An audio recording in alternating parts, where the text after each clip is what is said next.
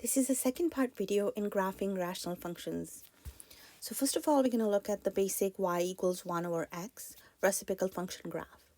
So we can see here, our domain will be all real numbers other than x equals 0. I will have a horizontal asymptote for y equals 0 because it's a bottom heavy polynomial. The numerator degree is lower than the denominator degree. And my vertical asymptote will be at y-axis or x equals 0. Vertical asymptote is wherever your denominator becomes 0, which happens at x equals 0. Now I'm going to go ahead and make a table, which I already did. I picked some values of x and found the corresponding y values to figure out where is my graph going to be, in which quadrants. Asymptotes are going to be the lines towards which your graph is going to show hugging behavior when x becomes really, really large or y becomes really, really large. So when x is positive 1, y is positive 1 here. When x is 2, y is half. When x is 3, y is 0.3. So I can kind of see that my graph is going to be in quadrant 2. And plotting the other points, when x is negative 1, y is negative 1, I can see my graph is going to be also be in first and third quadrant. And that's just the graph of, that's a sketch of y equals 1 over x. And it should kind of look symmetrical. Mine does not look so symmetrical here, but should be symmetrical in both the quadrants. Okay, next example, y equals 1 over x squared. Here, no matter what x we plug in, the y is always going to become positive. My vertical asymptote will be x equals 0, and horizontal asymptote in this case will be again y equals 0 because degree of denominator is higher than degree of numerator. And then I pick some points around my vertical asymptotes to kind of get an estimate where my graph is going to be. When x is 1, y is 1. When x is 2, y is 0.25, and so on. When x is negative 1, y is 1. When x is negative 2, y is 0.25, still positive. And when x is negative 3, y is 0.11. So if I go ahead and connect these points, I can see my graph is going to look something like this. Okay, it's never going to touch or cross. This graph is never going to touch the x-axis or y-axis. There is no x-intercept, no y-intercept, because if I try to find the x or y-intercept, x or y-intercepts, I can go ahead and plug x as 0 or y as 0 to find the x-intercept or y-intercept. I will not be able to find any intercepts here. I'm going to get something undefined if I replace x by 0 or y by 0 trying to find the x and y intercepts. Okay, next example, graph f of x equals x over x squared minus 4. The very first thing I want to think about is the domain. Domain is all real numbers except the ones that make your denominator 0.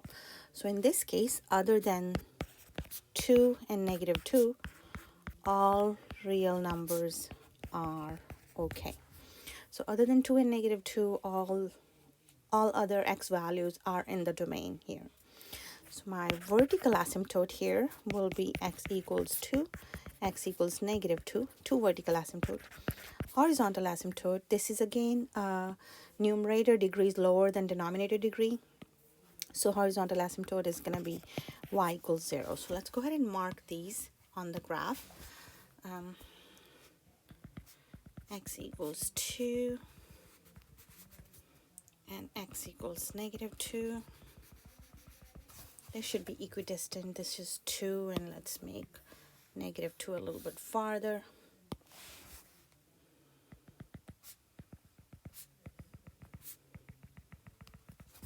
Negative 2. Okay, and y equals 0 is my horizontal asymptote. Asymptotes are the lines, so when x becomes really, really large, y values are going to get closer and closer to, when x becomes really, really large, the y values are going to get closer and closer to 0. When y becomes really, really large, x values are going to get closer and closer to 2 and negative 2. Okay, so we have horizontal asymptote. Next, I'm going to think about intercepts. So to find the x-intercept, we can plug the y equal to 0. My graph is y equals x over x squared minus 4. My function is y equals x over x squared minus 4. To find the x-intercept, I'm going to plug y as 0. 0 equals x over x squared minus 4. This is going to equal 0 when x is 0. So my x-intercept is 0. Let's find the y-intercept now. To find the y-intercept, we can replace x by 0.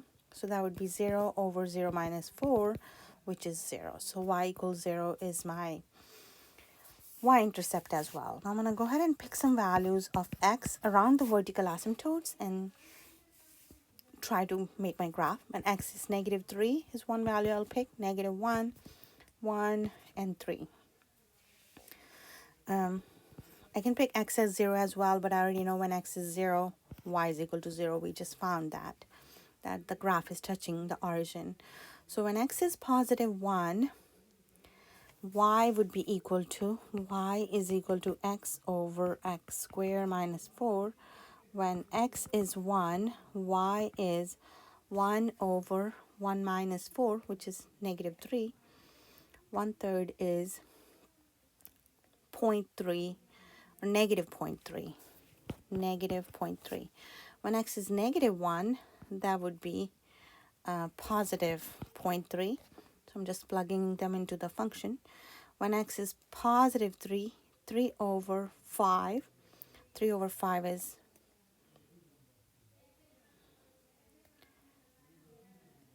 when x is 1, y is negative, yeah. When x is positive 3, I'm going to have 3 over 5, which is 0.6. When x is negative 3, it would be negative 3 over negative 5, which is negative 3 over positive 5, which is negative 0.6. Okay, so I can already see my graph is going to be, my graph is going to show hugging behavior towards the asymptotes, and that's how my graph is going to look like. What tells me I'm going to be here, because I just used the point when x is 3, y is here, and when x is negative 3, y is negative. So that's how my graph is going to look like. Another example, graph y equals x squared plus x minus 6 over x squared minus x minus 2. The very first thing I want to do here is think about what is my domain here. Domain is all the allowed x values. So for that, I'm going to go ahead and factor the numerator and denominator. Numerator is x plus 3, x minus 2, and denominator factors will be x minus 2 and x plus 1.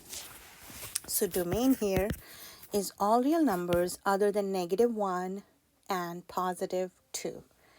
Negative 1 and positive 2. Okay, negative infinity to negative 1, union negative 1 to 2, union 2 to infinity. Okay, so we have the domain. Let's think about vertical asymptotes. Before we think about vertical asymptotes, we can already actually see here that I'm able to cancel a common factor, x minus 2, between numerator and denominator. So that means there's a hole at x equals 2. To find where exactly the hole is, I'm going to plug x equals 2 into the remaining function. So that would give me y equals 2 plus 3 over 2 plus 1, which is 5/3. So exact coordinates where the hole is at 2 and 5/3. Okay. Next, I'm going to think about vertical asymptote. Vertical asymptote is wherever your denominator becomes 0. Looks like that is going to happen at x equals negative 1 for the remaining function. For rest of the problem, we're going to deal with the simplified fraction that we got after we figured out where the hole is. So x equals -1 is a vertical asymptote.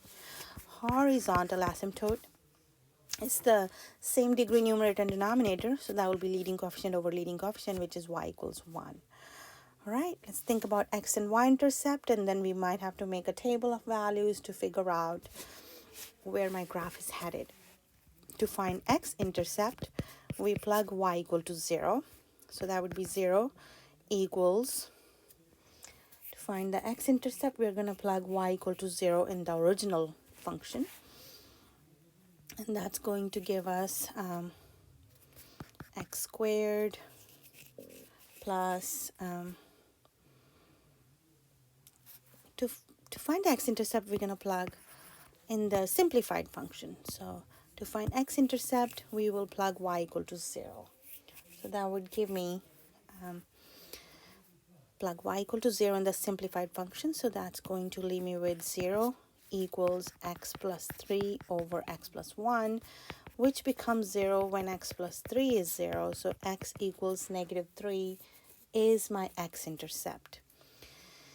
Next, I need to find my y-intercept. To find the y-intercept, we can plug x as 0. So y is equal to x plus 3 over x plus 1, which is going to be 0 plus 3 over 0 plus 1, which is y equals 3. All right, so let's go ahead and mark everything I know so far in the graph, and then we will see if we need to make a table. Okay, so I know the vertical asymptote is x equals -1. X equals -1 is the vertical asymptote. And then horizontal asymptote is y equals 1. Okay, horizontal asymptote is y equal to 1. That's my horizontal asymptote. Now, the graph touches the x-axis at -3. Graph touches the y-axis at +3. So my graph is touching the y-axis at this point, x-axis at this point. Actually, I don't really need to make a table. I can already see where my graph is going to be, but we can go ahead and make a table of values around the vertical asymptote if we need to. Just be careful. Don't forget to mark your hole when x is 2, y is, when x is 2, y is 5 over 3, which is going to be 1.6. So there is going to be a hole at x is 2 and y 1.6. Okay, and this is y equals 3, x equals -3. And we already know our graph is going to show the hugging behavior towards the asymptotes. Your graph will never ever touch or cross the x-axis, but it may touch or cross the y-axis, and it can do it as many times as it wants to. Next example, graph f of x equals x squared minus x minus 12 over x minus 4. So for this function, first thing I need to think about is the domain. So let me go ahead and factor the numerator really quick. X minus 4, x plus 3 divided by x minus 4. So domain in this case is going to be all real numbers except wherever your denominator becomes 0. So domain is going to be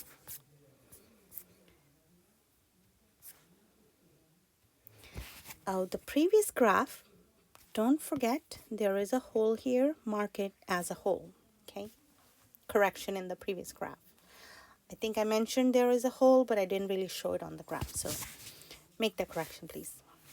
Now for this one, the domain is going to be all real numbers other than x equals 4, because that's where your denominator becomes 0 at x equals 4. Next, we can see that x minus 4 factor cancels.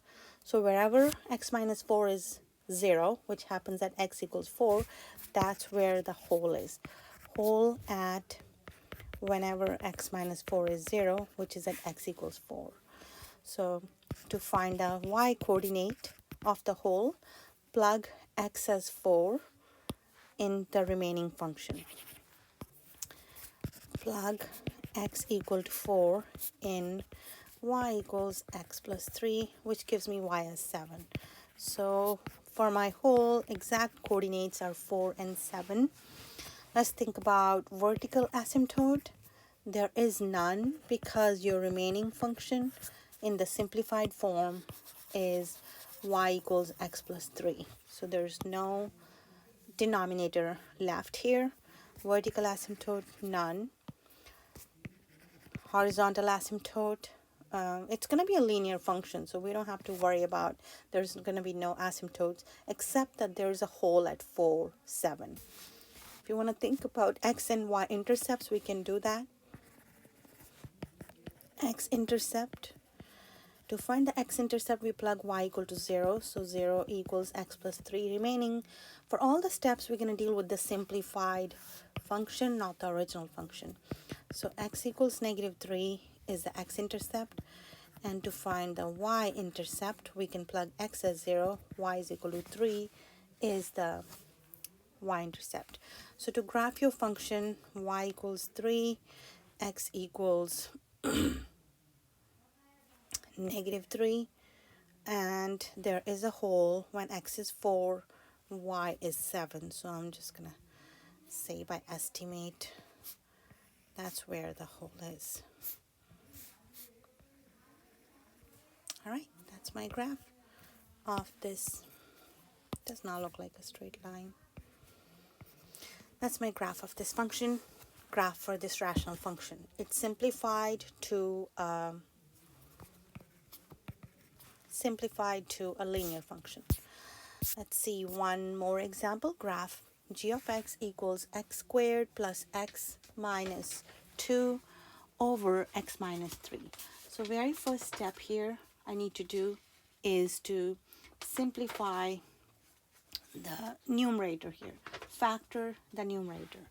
So I'm going to go ahead and factor the numerator, which is going to be g of x equals x, two numbers that multiply to give you -2, add up to give you +1, x plus 2, x minus 1 over x minus 3. None of the factors are going to cancel here, so we can see my vertical asymptote here is going to be x equals 3. Domain is all real numbers other than x equals 3. Other than 3, all real numbers are allowed. Vertical asymptote at x equals 3. Now there is a slant asymptote. There is a slant asymptote. And what tells me that I have a slant asymptote? Because the numerator degree is heavier than denominator degree. To find the slant asymptote, go ahead and divide numerator and denominator. Long division method. X times what gives me x squared is x. So when I multiply this here, it turns out to be x squared minus 3x. Subtract, that will change the signs. 4x minus 2. X times what gives me 4x is a +4. So 4x minus 12, negative and positive, turns out to be remainder is 10. So slant asymptote is going to be y equals x plus 4. Y equals x plus 4 is slant asymptote.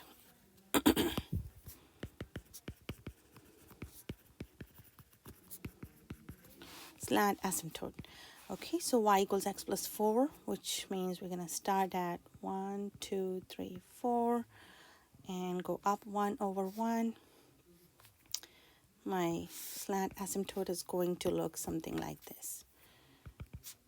I'm going to make it dashed.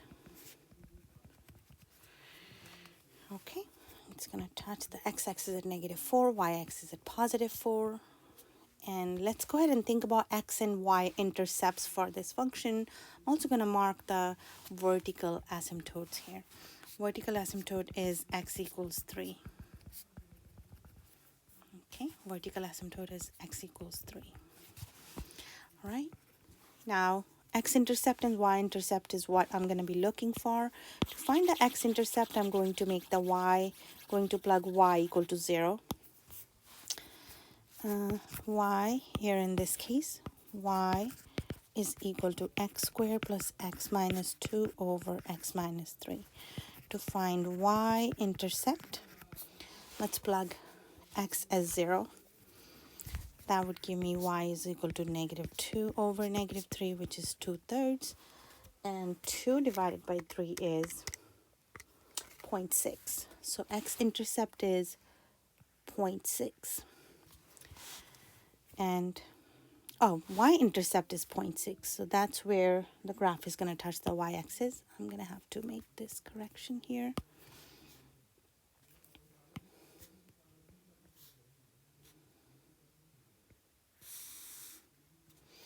Okay, y-intercept is 0.6. To find x-intercept, we make the y equal to 0. 0 equals x squared plus x minus 2 over x minus 3. And that's going to leave me with 0 equals x squared plus x minus 2, which factors to x plus 2, x minus 1 equal to 0. I get two x-intercepts, 1 and -2. So x equals 1 and x equals -2 are my two x-intercepts. Okay, I think I can already see where my graph is going.